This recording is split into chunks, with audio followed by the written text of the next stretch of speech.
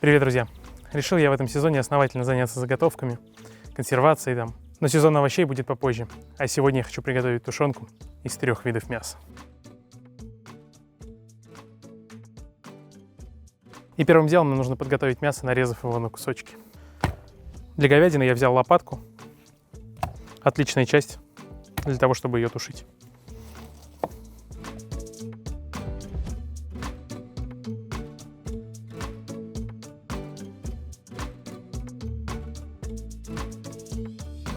Куски могут быть крупными или мелкими, тут уже как вам нравится.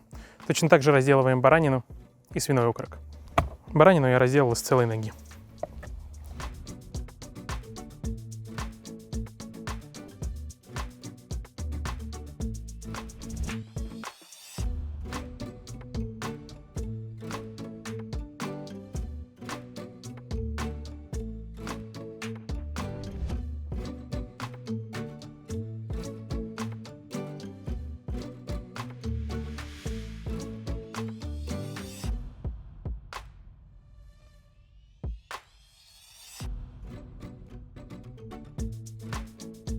Шикарно. Теперь все мясо нужно посолить.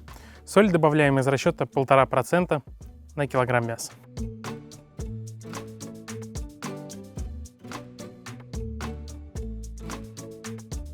Если дело касается тушенки, то экономить на соли точно не нужно. Не забывайте, что соль также является консервантом и помогает храниться в вашей тушенке. Все хорошенько перемешиваем.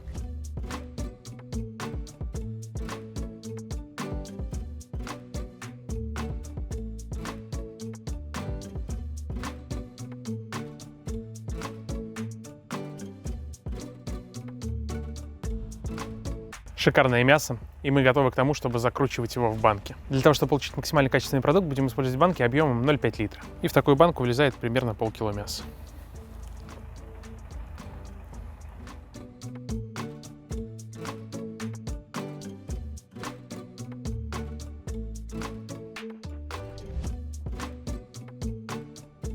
Теперь говядина.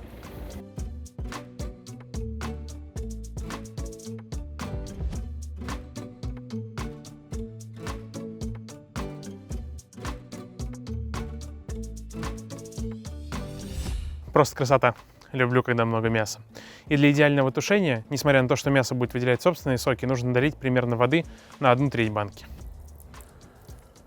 И в каждую банку добавим лавровый лист и перец горошком.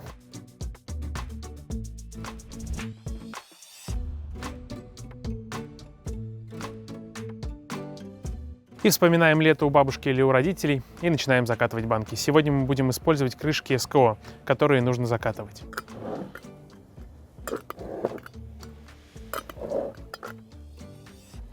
Такие крышки идеально подходят для приготовления мяса в автоклаве и для автоклавирования в целом, потому что во время приготовления они немножко приподнимаются, выпуская через себя пар, а потом обратно также плотно прилегают к банке. Берем самый обычный закатчик и начинаем крутить.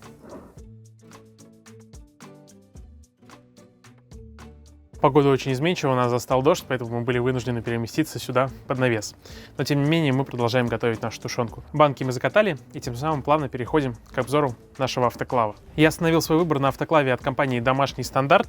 И сейчас расскажу почему. Во-первых, уникальная технология запечатывания крышек. Многие те, кто сталкивались с консервированием или автоклавированием, знают, что уложить банки в кассету, закрутить гайки, поставить кассеты, поднять потом все это вместе — это достаточно трудоемкий и тяжелый процесс. Компания «Домашний стандарт» пошла дальше и разработала уникальную технологию крышек, которые помогают прижать крышки СКО достаточно плотно к банке и при этом нисколько не нарушает сам процесс приготовления. Смотрите, крышка состоит из 2 зажимов, которые вытаскиваются и надеваются на банку с 2 сторон. После чего прижимаются зажимным устройством. И все. Крышка полностью прижата к поверхности банки и никуда не слетит во время приготовления. Как я и говорил, конечно, можно использовать крышки твистов, тогда вы просто закрутили банку и можете сразу приступать к работе с автоклавом. Но для тушенки такие крышки намного лучше и позволят вашему продукту храниться намного дольше.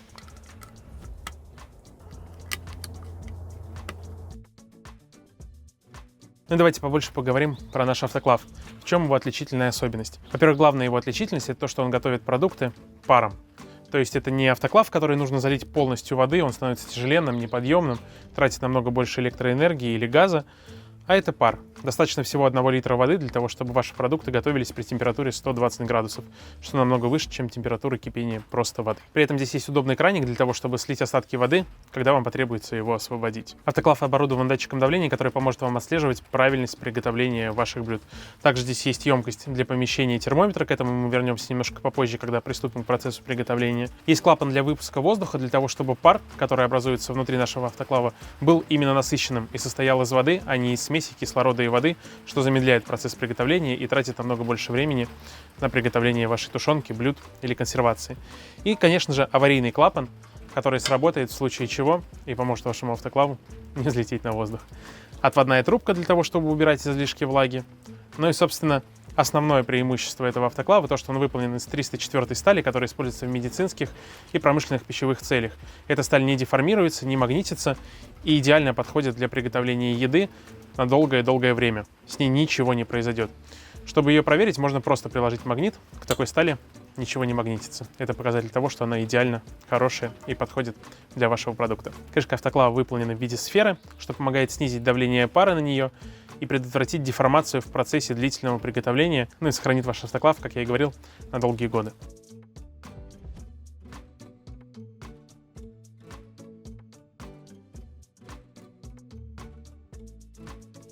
Если говорить о паровом виде приготовления, то очень важно, что домашний стандарт использует именно клапан для выпуска лишнего воздуха из емкости, что позволяет добиться именно насыщенного пара. Многие производители предлагают делать, знаете что? Вот этот вот аварийный клапан приподнимать и вставлять туда какую-нибудь зубочистку, чтобы через него выходил воздух. Но тем самым вы рискуете тем, что пружина, которая должна в случае чего аварийно сработать и сбросить лишнее давление, просто расслабится и в нужный момент не сработает. Может произойти детонация, сорвет крышку, сорвет клапана. В общем, ничем хорошим это не закончится. Обращайте на это внимание, не ведитесь на уговоры производителей, что добиться работы на пару можно при помощи аварийного клапана. Это ненормально. Ну и, собственно, мы можем перейти к запуску нашего автоклава. Снимаем крышку и видим, что сталь очень плотная и хорошая. Здесь у нас есть резинка для того, чтобы все более плотно прилегало. И, собственно, сама емкость автоклава. На дно автоклава мы устанавливаем поддон, чтобы банки у нас не соприкасались с дном. И просто выставляем наши банки.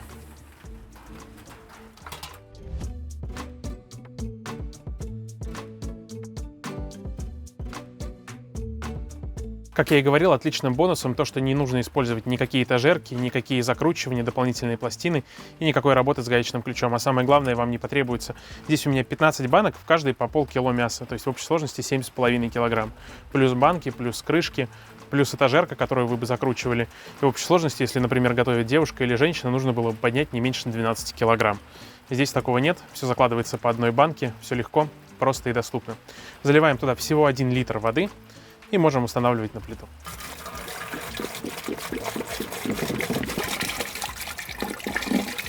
Устанавливаем крышку, проверяем, что она плотно прилегает, и при помощи прижимных устройств закручиваем ее.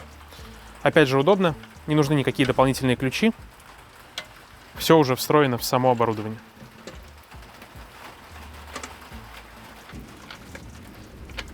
Наш агрегат в сборе.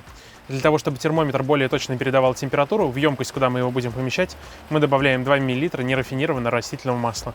Можно использовать и машины, самое главное, каждый раз хорошенько промывать после приготовления.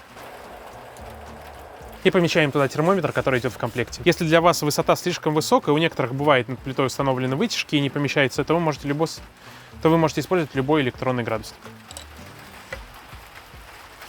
Градусник поможет вам отслеживать нужную температуру во время приготовления вашей еды. Размещаем наш автоклав на плите и прикрутим шланг. Кстати, в комплекте идут 2 дополнительных прижима на всякий случай. Плотно надеваем шланг и при помощи зажима закручиваем его. А кончик шланга помещаем в какую-нибудь емкость. Следите за тем, чтобы шланг сильно не перегибался, потому что от давления его может выпрямить, и тогда влага прольется мимо вашей емкости. Включаем нагрев и ждем, когда наберется нужное давление и температура. По мере повышения температуры и нагревания воды внутри автоклава мы можем видеть, как начинает работать клапан спуска. Особо сильно вы не увидите, но отсюда начинает выходить теплый воздух, он немножко побулькивает и шипит. Как только избыточный воздух выйдет из автоклава, клапан закроется и больше не будет ничего через себя пропускать. В этот момент давление начнет расти, а температура перевалит со 100 градусов до 120. Это и будет рабочая температура для приготовления нашей тушенки. При этом на манометре будет отмечаться избыточное давление 1 атмосфера, что соответствует абсолютному давлению 2 атмосферы. Именно при этом давлении и готовится тушенка. Ну а нам остается только ждать. После достижения нужной нам температуры в 120 градусов мы поддерживаем температуру плиты или газовой горелки на нужной нам температуре, чтобы давление не росло, температура не поднималась. Выдерживаем нашу тушенку 40 минут. Ну что, друзья, время ожидания прошло. Температура стабильно держится 120 градусов. Выключаем нагрев и даем нашей тушенке остыть естественным путем до 30 градусов, прямо в автоклаве. Но результатом с вами поделюсь немного позже, когда все остынет. Ну что, друзья, тушенка остыла до нужной температуры. Давайте откроем наш автоклав и посмотрим, что же у нас получилось. Как всегда, все просто. Кстати, обратите внимание, вот эти зажимы изготовлены из специального пластика, который выдерживает высокие температуры.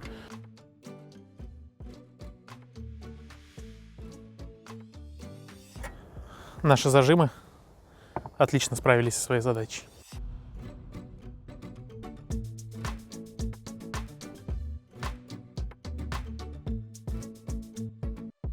Если вам интересно, где приобрести оригинальный автоклав «Домашний стандарт», то все ссылочки на магазин я оставлю в описании. Но самое главное, что хотелось бы заметить, что тушенка – это только вершина айсберга приготовления консервов и автоклавирования в целом. Можно делать огромное количество заготовок, начиная от овощных, рыбу в томате, кильку.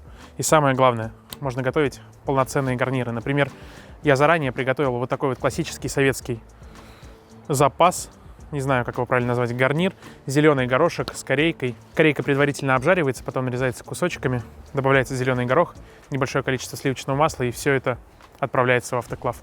Получается вот такая готовая банка хорошего полноценного обеда. Давайте откроем, посмотрим и тушенку, и обед.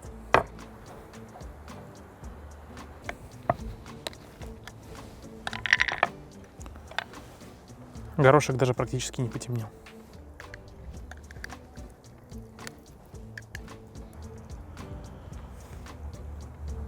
Обратите внимание, насколько плотное получилось желе. То есть мясо полностью отдало все свои ароматы в бульон, он застыл. Если это разогреть в микроволновке, получается потрясающий готовый обед. Давайте посмотрим на тушенку. Давайте откроем тушенку из баранины.